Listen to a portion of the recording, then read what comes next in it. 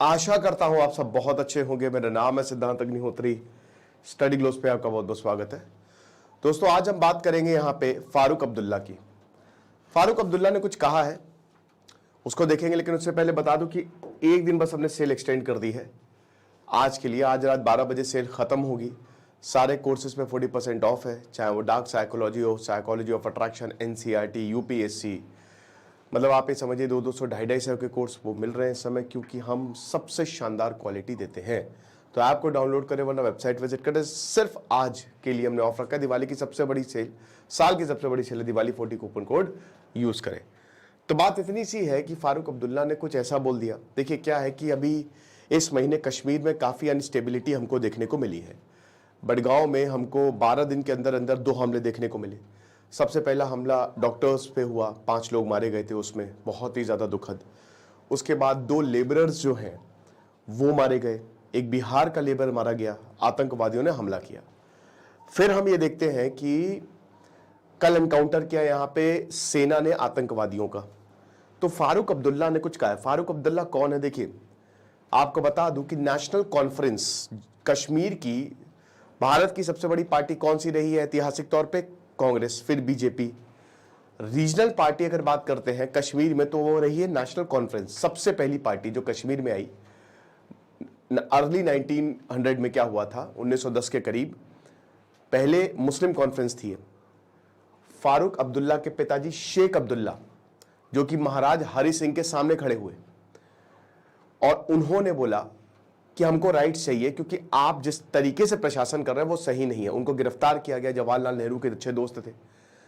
फिर 1930s आते आते ये पता चल गया शेख अब्दुल्ला को कि सिर्फ मुस्लिमों को टारगेट नहीं करना, सबको टारगेट करना है। तो पार्टी का नाम नेशनल कॉन्फ्रेंस कर दिया। उसके बाद हम ये देखते हैं कि जब भारत आजाद होता है तो शेख अब्दुल्ला कोई उस समय प्रधानमंत्री होता था, है ना, सदर रियासत। तो शेख अब्दुल्ला को प्रधानमंत्री, कश्मीर का प्रधानमंत्री बना दिया गया। कर्ण सिंह जो थे उनको साइडलाइन कर दिया गया। ठीक है, वक्त आगे बढ़ता है। शेख अब्दुल्ला को एंटी इंडिया एक्टिविटीज के चलते गिरफ्तार कर लिया गया, नजरबंद कर लिया गया, उनको साउथ में फेंक दिया गया जवाहरलाल नेहरू ने। फिर और वक्त आगे बढ़ता है। पाकिस्तान लगातार कोशिश करता कि कश्मीर डिस्टेबलाइज हो, लेकिन वो अपने मंसूबों में कामयाब नहीं हो पाता है। 1971 आ जाता है। 1971 के बाद भैया पाकिस्तान के 2 टुकड़े हो जाते हैं और उस समय ये रियलाइज होता है कि कुछ होने वाला नहीं है। तो शेख अब्दुल्ला, शेख इंदिरा एकॉर्ड्स, इसमें साफ साफ ये था कि आपको हम सत्ता दे देंगे। इंदिरा गांधी कहती कि आप सत्ता संभालिए और बदले में आपको हमको रिकॉग्नाइज करना पड़ेगा, क्योंकि आप जिस तरीके से एक्टिविटीज करते हो। बोला ठीक है। तो एक तरीके से कांग्रेस और शेख अब्दुल्ला का मर्जर था। उसके बाद उनके बेटे आते हैं फारूक अब्दुल्ला 1980 के बाद, 1980 के बाद फारूक अब्दुल्ला उमर, देखिए शेख अब्दुल्ला यहाँ पे सीएम, फिर फारूक अब्दुल्ला है। फारूक अब्दुल्ला भी सीएम बने। इलेक्शन होते हैं कश्मीर में 1987 के, वो बहुत ही फेमस इलेक्शन, ठीक है, जिसमें कांग्रेस जीती। बड़ी धांधली के आरोप लगे और उसके बाद फिर कश्मीर में, पूरे कश्मीर में एक रिवोल्ट सा हो गया, बड़ी दिक्कत हुई। और 1989 आते आते कश्मीर कट ऑफ हो गया 3 दिन तक, जनवरी तक। मतलब ये बहुत बुरे हालात हुए, कश्मीरी पंडितों को मार मार के भगाया गया। फिर उसके बाद सेना उतरी और 1990s के बाद बहुत बुरे हालात हुए। ठीक है, 6 साल तक, अगले 6 साल तक दिक्कतें हद से ज्यादा हुई। तो उसके बाद उस समय फारूक अब्दुल्ला जो थे वो सीएम। फिर उसके बाद फारूक अब्दुल्ला की राजनीति चलती है। उसके बाद उनके बेटे उमर अब्दुल्ला राजनीति में उतरते हैं, वो भी फिर बाद में सीएम बने। तो ये पूरा फैमिली है, पूरा परिवार है जिनकी पार्टी नेशनल कॉन्फ्रेंस है। इस समय उमर अब्दुल्ला सीएम है। तो फारूक अब्दुल्ला जो है उन्होंने ये बयान दिया है जहां पे जो रिसेंट बडगांव टेरर अटैक हुए हैं।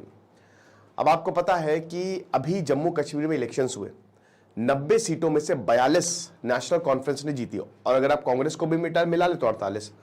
आसानी से बहुमत का आंकड़ा उन्होंने पार कर लिया। तो उमर अब्दुल्ला वो सीएम, बीजेपी का अच्छा परफॉर्मेंस रहा, 29 सीटें उन्होंने भी जीती। कश्मीर में नहीं मिली सीट, बट जम्मू में मिली। तो यहां पे मिलीजुली सरकार बनती है, उमर अब्दुल्ला सीएम बन गए। लेकिन अभी जम्मू कश्मीर यूनियन टेरिटरी है। उमर अब्दुल्ला सीएम आते ही उन्होंने एक प्रस्ताव लेके आए वो कि जम्मू कश्मीर को फुल स्टेटहुड दो। तो अब वो प्रस्ताव राज्यपाल, गवर्नर मनोज सिन्हा जो है लेफ्टिनेंट गवर्नर, उन्होंने भी मंजूर कर लिया और केंद्र ने भी मंजूर कर लिया। आने वाले सालों में, अगले साल में मोस्ट प्रोबेबली जम्मू कश्मीर एक पूरा उसको स्टेटहुड मिल जाएगा, जो कि एक बहुत बढ़िया चीज होगी। ठीक है ना, 370 हटाने के बाद। तो यहां पे क्या हुआ है कि इधर काम कर रहे हैं उमर अब्दुल्ला। फारूक अब्दुल्ला ने कहा, एक बयान दिया है कि भाई देखिए, यहां पे जो आतंकवादी हैं उनको आप मारिए मत, उनको आप पकड़िए और उनसे पूछताछ करिए कि आखिरकार इस हमले के पीछे कौन है। ये जो टेरर अटैक्स हुए हैं, इस हमले, ये जो तुम कर रहे हो आतंकवादी हमला, इसमें कौन है इसके पीछे।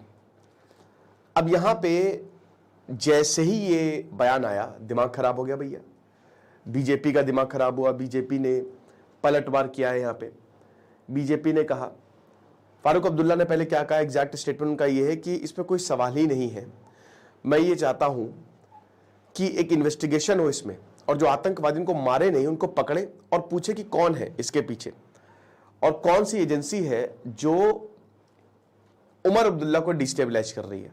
यानी कि उनकी, अब वही बात है ना कि देखिए इलेक्शन हुए, सत्ता में इनकी पार्टी आ गई, अब भाई लोग तो सवाल पूछेंगे अगर हमले होंगे कि आप अभी तक तो आप अक्यूज कर रहे थे सबको, आर्मी को, कि कैसे हमले हो रहे हैं। माफ कीजिएगा, कैमरा थोड़ा सा ऑफ हो गया था। तो अब तो आपसे पूछेंगे कि आखिरकार अब तो आपकी सरकार है, तो आप जवाब दीजिए हमको कि आप कैसे। तो इसीलिए फारूक अब्दुल्ला ने उमर अब्दुल्ला को बोला कि उमर अब्दुल्ला की सरकार को डिस्टेबलाइज करने की ये पूरी साजिश है ना, तो इसीलिए आप आतंकवादी को पकड़िए। अब बीजेपी पलटवार करते हुए कहती, शहजाद पूनावाला कहते हैं, बीजेपी के स्पोक्स पर्सन, की बहुत ही अनफॉर्चुनेट है कि इस सेंसिटिव इशू पे इस तरीके की बातें बोली जा रही हैं। ये हम सबको पता है कि पाकिस्तान से ही जो है वो आतंकवाद आया है, तो हम उनसे क्या बैठ के उनको मिठाई खिलाएं, ये तो होगा नहीं। अजीब है कि यहाँ पे पॉलिटिक्स, फैमिली और वोट बैंक को प्रायोरिटी दी जा रही है। फारूक अब्दुल्ला को ये बेफिट नहीं करता है कि वो इंडियन आर्मी को ब्लेम करे, इंडियन एजेंसीज को ब्लेम करे और जो स्पॉन्सर्स ऑफ टेररिज्म है उनको, उनका बचाव करे, ठीक है। और फारूक अब्दुल्ला को पता है कि ये जो आतंकवाद है पाकिस्तान से आ रहा है, ये एक वेल नोन फैक्ट है, तो इसमें इन्वेस्टिगेट करने की क्या ज़रूरत है। जो आतंकवादी हमले हैं वो जम्मू कश्मीर में हो रहे हैं, पाकिस्तान और आतंकवादी ऑर्गेनाइजेशन इसमें इन्वॉल्व है, तो हमको अपनी आर्मी, पुलिस और सिक्योरिटी फोर्सेस को सपोर्ट करना चाहिए। ओवैसी ने भी इस पर सवाल उठाए हैं, ठीक है ना। ओवैसी ने बीजेपी को, असदुद्दीन ओवैसी बीजेपी को यहाँ पे ब्लेम किया है कि इसमें बीजेपी की ये बीजेपी की रिस्पॉन्सिबिलिटी है कि ऐसे इस तरीके के काम ना हो, ठीक है। कि अब देखिए ये तो बात है, लेकिन क्या फारूक अब्दुल्ला की बात में दम है। हमने कसाब को पकड़ा, बट हुआ क्या, कसाब को पकड़ा, मुकदमा चलाया। पकड़ने में एक चीज होती है जो बेनिफिट आपको करेगी, आपके पास सबूत आ जाएंगे, क्योंकि जिस आतंकवादी ने हमला किया आपके पास पूरे सबूत आ जाएंगे, और उस सबूत में साफ साफ ये होगा कि ये हमला पाकिस्तान ने कराया है, तो हम पाकिस्तान के खिलाफ ये सबूत यूज कर सकते हैं। लेकिन लेकिन लेकिन यहां पे एक पॉइंट है, हमने इस कई बार ऐसे सबूत दिए हैं पाकिस्तान को, बट पाकिस्तान ने कुछ नहीं किया उस पर, वो और ज्यादा हमले तेज करता गया। पूरी दुनिया भी कुछ नहीं की, ठीक है, कोई मतलब नहीं उनको, जब तक उन पे खुद पे ना पड़े। अमेरिका को भी आतंकवाद से कहां मतलब था जब तक 9/11 नहीं हुआ। तो कई बार हम ये कर चुके हैं, है ना, कई बार हम पकड़ के सबूत दे चुके हैं, लेकिन उसका कोई मतलब नहीं हुआ, ठीक है ना। पाकिस्तान को भी सबूत दिया है, पूरी दुनिया को सबूत दिया है।